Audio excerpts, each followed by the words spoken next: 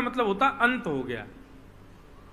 अब तक मैं विचार करता था संसार के लिए जी रहे हैं, संसार के लिए ये करना, संसार के लिए, अब मुझे संसार से कोई इच्छा नहीं नाथ, संसार के भावों की इति, अब मेरे भक्ति भाव का प्रारंभ हो रहा है नाथ। मैं मृत्यु प्राप्त करने से पहले अपनी एक अंतिम इच्छा पूरी करना चाहता हूं। भगवान बोले क्या है तुम्हारी अंतिम इच्छा? बहुत सावधानी से सुनिए सब लोग। भीष्म पितामह कहते हैं भगवान मेरी एक कुंवारी बेटी है, उसका मैं ब्याह करना चाहता हूं। भगवान बोले हो बाल ब्रह्मचारी भीष्म पितामह, तुम्हारा तो ब्याह भी नहीं हुआ है और तुम्हारी बेटी भी हो गई। कहां गुण खिला रहे थे, कहां है तुम्हारी बेटी? और ये तो बता दो, ये भीष्म पितामह ये काका तो तुम हो, काकी कौन है हमारी? ये कहां से हुई है लाली आपको? अरे भैया देखो महाभारत युद्ध में सब कहते रहते ब्रह्मचारी भीष्म पितामह, ब्रह्मचारी भीष्म पितामह, आज पता चली ये तो कोई ब्रह्मचर्य नहीं है। चलो भीष्म पितामह हम किसी से नहीं कहेंगे, बताओ तुम्हारी बेटी कहां है, कौन है और उसका क्या करना है, उसका ब्याह करना है, ठीक है हम कराएंगे, बताओ कैसे क्या स्थिति है। भीष्म पितामह बोले ज्यादा अपने मन में ख्वाब में कुछ भी मत सोचने लग जाइए। ठाकुर जी बिना ब्याह के एक बेटी आपने पूरे विश्व को दे रखी है, बिना ब्याह के एक बेटी हम सबके पास है। भगवान बोले कौन सी? बोले मति, बुद्धि, हमारी बेटी है। भीष्म पितामह की बात सुनो, भगवान बड़े ऐसे, अच्छा इसकी बात कर रहे हो? बोले हाँ। बोले बेटी क्यों है? बोले बेटी इसलिए क्योंकि बेटी का स्वभाव क्या होता है, अपनी इच्छा पिता से पूरी करवाना। पिताजी मुझे ये चाहिए, पिताजी वो चाहिए। पिता मां का प्रेम बेटे से ज्यादा होता है, पिता का प्रेम बेटी से सहज होता है, ये निश्चित है। तो जितनी भी माताएं यहां बैठी हैं उनकी मति उनका बेटा है और भाई लोगों की मति जो है वो उनकी बेटी है, क्रॉस कनेक्शन। तो भीष्म पितामह कहते हैं मैं अपनी मति रूपी बेटी का ब्याह करना चाहता हूं। भगवान बोले वाह, मतलब एक होती है सीधी बात, मैं आपको अपनी मति देना चाहता हूं, ऐसा नहीं कह रहे हैं भीष्म पितामह। भीष्म पितामह का लहजा देखो, भीष्म पितामह का तरीका देखो। हे ठाकुर जी मैं अपनी मति आपको अर्पित करना चाहता हूं। देखो चावल दाल तो सब बनाते हैं, सबको आता है, लेकिन उसमें वेरिएशन लाना, कोई माँ उसमें बढ़िया कुछ अलग करे। अब दाल तो दाल है, एक सी बनती है सब जगह, लेकिन कोई अब आपके यहाँ की तो बड़ी विचित्र है, हमने पहली बार खाई। कल भैया लाए हमारे रसोईया बाबा, बोले महाराज जी ये दाल है और ये खट्टा है। मैंने कहा है इसका क्या मतलब? बोले ये रसायन खट्टा जो है ये दाल में डालना है, मिलाना है, फिर खाना है। अच्छा ये आप लोगों के लिए ऐसा लग रहा हो कि भाई हमारे यहाँ तो ऐसे खाते हैं, हमारे यहाँ नहीं खाते ऐसे। मैंने कहा तो फिर इसमें क्या करना है? बोले कि इसको रसायन को दाल में डालो, मिलाओ, फिर खाओ। मैंने कि तो जो बनाने वाले थे बनाते समय डाल देते इसको। बोले नहीं यहाँ का नियम है, अलग अलग करके खाते हैं। मैंने कहा वाह भाई, तो वेरिएशन है ना। अब नॉर्मल दाल तो सब बनाते हैं, लेकिन उसमें वेरिएशन किया तो फिर खाने वाले को भी आश्चर्य हुआ कि कुछ तो अलग होगा, और निश्चित ही जब खाई तो वो अलग ही थी कुछ। वो मैंने बिना उसको डाले जब दाल खाई तो बड़ी खट्टी, उसको मिला के खाया तो थोड़ा स्वाद अलग सा आ रहा था। ठीक वैसे ही बंधुओं, भक्ति तो सब कर रहे हैं, लेकिन वेरिएशन देखते हैं ठाकुर जी, आपकी भक्ति में वेरिएशन कैसा है, नवीनपन, कुछ नवीन है कि नहीं। रोज सुबह 4 बजे उठा देते हो, घंटे घुमा के उठ जाओ ठाकुर जी, और फिर महाराज 5 बजे नवा दिए ठाकुर जी, कपड़े पहना दिए, इत्र लगा दिया और चनौरी का भोग लगा दिया, दोपहर में ये भोग, रात में फिर इतने बजे सुला दी। ठाकुर जी भी बोर हो जाते होंगे, पूरे दिन एक सी करता रहता, कुछ नया तो करता नहीं। अपनी भक्ति में नवीनता लाओ, वेरिएशन लाओ। ठाकुर जी भी चकित होते हो, आश्चर्यचकित रहते हो, आज पता नहीं क्या करेगा, कुछ तो नया करेगा। रैदास जी के विषय में मैं कथाओं में सुनाया करता हूं। रैदास जी की भक्ति कैसी, रैदास जी को जब ठाकुर जी प्राप्त हुए तो रैदास जी बोले अब ठाकुर जी को लेकर के अयोध्या जाऊं, द्वारिका जाऊं, वृंदावन जाऊं, बहुत खर्चा होता है और मेरे पे इतना पैसा है नहीं, व्यवस्था मुझ पे है नहीं, और फिर सब जगह भोजन पानी की अपरस की व्यवस्था हो नहीं पाती। रैदास जी बोले क्या करूं, ठाकुर जी को घुमाने का बड़ा मन है। तो रैदास जी ने क्या किया, अपने घर के चारों ओर अंदर कागज में लिख लिख करके धामों के नाम, ये अयोध्या, श्रीरंगम, तिरुपति बालाजी, वृंदावन, ये जगन्नाथपुरी, ये द्वारिका धाम, ऐसे करके पर्चियों में लिख दिया। और बीच में ठाकुर जी की चौकी थी, ठाकुर जी को रोज श्रृंगार करते सजा धजा करके, और फिर ठाकुर जी के, ठाकुर जी बताओ कहां चलोगे घूमने, अच्छा अयोध्या चलेंगे। सोई ठाकुर जी चौकी उठाते, 4 बार ऐसे परिक्रमा लगा के फिर अयोध्या जहां लेकर वहां बैठा देते। आहा ठाकुर जी देखो कैसे सुंदर अयोध्या में श्री राम राजा सरकार विराज रहे हैं, संत महापुरुष अपने हाथ में सुंदर करताल लिए राम जी का मधुर कीर्तन कर रहे हैं, सरजू जी कितनी सुंदर बह रही हैं, कितना आनंद आ रहा है। ऐसे भाव से ठाकुर जी को तीर्थ ले जाते थे। आप कहेंगे महाराज जी ऐसे तो भाव से कुछ भी होगा, लेकिन नहीं, रैदास जी के भाव को स्वीकार करते थे। और उसका प्रमाण कब हुआ कि एक बार जेठ का महीना, भीषण गर्मी, और रैदास जी ने अपने ठाकुर जी को सजा धजा करके बोले ठाकुर जी बड़ी गर्मी हो रही, चलो बद्रीनाथ चल रहे हैं। और जैसे ही ठाकुर जी की चौकी ले जाकर के बद्रीनाथ जहां लिखा था वहां रखी, तो रैदास जी के गांव में बर्फ गिरने लग गई। सब लोग सोचने लगे भाई जेठ का महीना, ये बर्फ कैसे गिर रही है। तब जाकर के कुछ वैष्णवों ने बताया, बोले जरूर रैदास जी के ठाकुर जी बद्रीनाथ गए हैं, इसलिए बद्रीनाथ ही यहां आ गया। मतलब रैदास जी की भाव सेवा ऐसी थी कि उनको तीर्थ नहीं जाना होता था, तीर्थ चल के रैदास जी के पास आते थे। इसको कहते हैं भक्ति में नवीनता, वेरिएशन। ठाकुर जी को वो प्रिय है। कुछ कुछ आधुनिक किया करो अपनी भक्ति में, एक सी मत करते रहा करो, कुछ थोड़ा नवीन किया करो।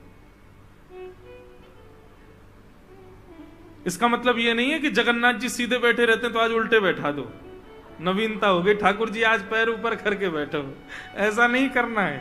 अपने भाव में नवीनता लाओ, भाव में नवीनता। भीष्म पितामह कह रहे हैं ठाकुर जी मेरी मति रूपी बेटी के लिए आपसे अच्छा वर नहीं मिलेगा, मेरी मति रूपी बेटी के लिए आपसे अच्छा सुंदर दामाद नहीं मिलेगा। भगवान बोले तुमको तो लगता है कि मैं तुम्हारी मति के लिए अच्छा वर हूं, पर हर पिता को चाहिए पहले बेटी से पूछे कि ये लड़का तुझे पसंद है कि नहीं। अपनी मति से पूछ तो लो उसको हम प्रिय लगते हैं कि नहीं। अब तुम तो चाहते हो कि मति ठाकुर जी के पास जाए, लेकिन मति से तो पूछो कि उसको हम प्रिय हैं कि नहीं। भीष्म पितामह बहुत सुंदर तर्क देते हैं। भीष्म पितामह क्या कहते हैं, ठाकुर जी त्रिभुवन कमनम तमालवर्णम रविकर गौरवराम्बरम दधाने वपुरलककुला वृताननाब्जम विजय सखेरतिरस्तु मेन वद्य। भीष्म पितामह कह रहे हैं ठाकुर जी आपके मुख से यह बात शोभा नहीं देती कि मैं अपनी बेटी से पूछूं कि आप उसको प्रिय हो कि नहीं। बोले क्यों? बोले आपका रूप कैसा है पता है, राक्षस भी मोहित हो जाते हैं आपके ऊपर। त्रिभुवन कमनम तमाल वर्णम रविकर गौर वराम वरम दधाने। ठाकुर जी कोई एकाध व्यक्ति की बात नहीं है, तीनों भुवन आपके ऊपर न्योछावर हैं, इतने सुंदर हो आप, इतने सुंदर हो नाथ, तीनों भुवन आपके ऊपर न्योछावर है। आहा कैसे हैं ठाकुर जी? पाग टेढ़ी सिधरे वापे मोती लटकर डोले ब्रज कुंजों में डोले श्री वृंदावन में झूम के राधारमन पाग टेढ़ी सिधरे। बहुत सुंदर हो ठाकुर जी आप। जो एक बार देख ले आपका हो जाता है। उसमें भी ठाकुर जी का रूप सुंदर है ऐसा नहीं, ड्रेसिंग सेंस भी बहुत अच्छा है भगवान का। हाँ, और ये बात भीष्म पितामह कह रहे हैं, बोले कैसा आपका ड्रेसिंग सेंस? बोले त्रिभुवन कमनम तमाल वर्णम रवि कर गौर वराम वरम दधाने। बोले आपने वस्त्र पहनने की भी आपकी युक्ति बड़ी बढ़िया है ठाकुर जी। बोले कैसे? आपका वर्ण कैसा है, आपका रंग कैसा है? बोले तमाल वृक्ष के जैसा आपका वर्ण है, कृष्ण वर्ण, थोड़े काले हो आप। और इस पर आप पहनते क्या हो? बोले रवि कर गौर वराम वरम दधाने। लाइट कॉम्प्लेक्शन, डार्क कॉम्प्लेक्शन यदि बॉडी का है तो उस पर लाइट कपड़े खिलेंगे, और डार्क व्यक्ति डार्क ही पहन ले तो गायब हो जाएगा, दिखेगा ही नहीं बेचारा। ठाकुर जी कैसे? बोले पीतांबरी सबसे प्रिय है ठाकुर जी को, पीली पीतांबरी। हमने जो पहनी है ना, ये बगलबंदी, बगल में बांधते हैं इसको बोलते हैं श्वेतांबर। ये श्वेतंबर है। ठाकुर जी क्या पहनते हैं? पीतांबर, पीतांबर पहनते हैं। क्यों? क्योंकि ठाकुर जी को लगता है हमारा कॉम्प्लेक्शन डार्क है, तो इस पर लाइट कपड़े पहने तो खिलेंगे, अच्छे लगेंगे। भीष्म पितामह यहां वर्णन कर रहे हैं स्तुति में कि नाथ, एक तो आप सुंदर, ऊपर से आपका जो वस्त्र पहनने का जो आपका ढंग है ना, जो चैन है ना, वो भी मधुर है ठाकुर जी। आप बहुत सुंदर वस्त्र पहनते हैं। मेरी बेटी को तो आप बहुत प्रिय हो, मेरी बेटी आपसे ब्याह निश्चित करेगी, बस ठाकुर जी आप हां कर दो। अभी विनय पत्रिका नहीं है मेरे पास, कल सुनाऊंगा। एक पद है विनय पत्रिका में गोस्वामी तुलसीदास जी महाराज का, वो इसी भाव को परिलक्षित करता है। भीष्म पितामह ने ठाकुर जी के आगे ऑफर किया है अपनी मति को, लेकिन अब क्या कह रहे हैं कि आप स्वीकार करो मेरी मति को। मतलब वो विनय पत्रिका अभी होती तो मैं सुना था, गोस्वामी तुलसीदास जी का उसमें पद है। उस पद में गोस्वामी जी क्या कहते हैं? ठाकुर जी आपने हम पर बहुत बड़ी कृपा करी है, पर एक कृपा और करो। बोले कैसे कृपा करें? तो गोस्वामी तुलसीदास जी कहते हैं, बोले मन है मछली, मन है मछली, और ये मछली संसार के विषय भोगी रूपी तालाब में तैर रही है। ठाकुर जी बोले अच्छा, मन रूपी मछली विषय भोग रूपी तालाब में तैर रही है, हम ठाकुर जी बस आपसे एक कामना करते हैं। बोले क्या?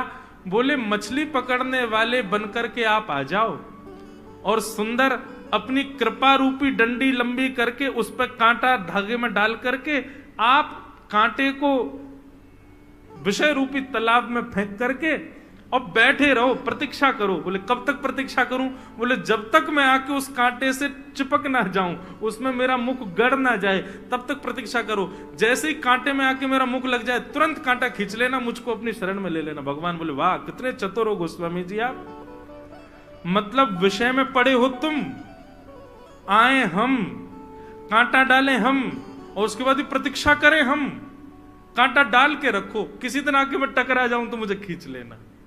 वाह अद्भुत है भैया, ये पूर्वाचार्य हमारे गोस्वामी जी आदियों के भाव ऐसे ही ठोरी मिल गए ठाकुर जी इनको। आप यदि ये सोचते हो कि आपकी तरह माला जप करके, आपकी तरह 3 बार सेवा करके, आपकी तरह कथाएं सुन के, तिलक लगा के ठाकुर जी प्रसन्न हो गए, नहीं, इनके भाव तो देखो आप, इनकी भक्ति में वेरिएशन तो देखो आप, इससे प्रसन्न होते हैं ठाकुर जी। बात सीधी है कि मुझे मेरी मति चढ़ानी है, लेकिन भीष्म पितामह सीधे तरीके से नहीं कर रहे हैं, इस तरीके से ठाकुर जी को प्रस्तुत कर रहे हैं, वही तो प्रिय है ठाकुर जी को। भगवान बोले अच्छा भीष्म पितामह, अब तुमने जब रिश्तेदारी निभाई रहे हो तो पूरी निभाओ। बोले बताओ। बोले दामाद केवल सुंदर हो इससे काम नहीं चलेगा, उसके अंदर और भी गुण होने चाहिए। भीष्म पितामह बोले बताओ कौन सा गुण चाहिए आपको, वही गुण आप में दिखा दूंगा। तब भगवान बोले कि दामाद शौर्यवान होना चाहिए, उसके अंदर बल होना चाहिए, कल को कोई विपत्ति आवे तो बेटी की रक्षा करे, ऐसा शौर्यवान होना चाहिए।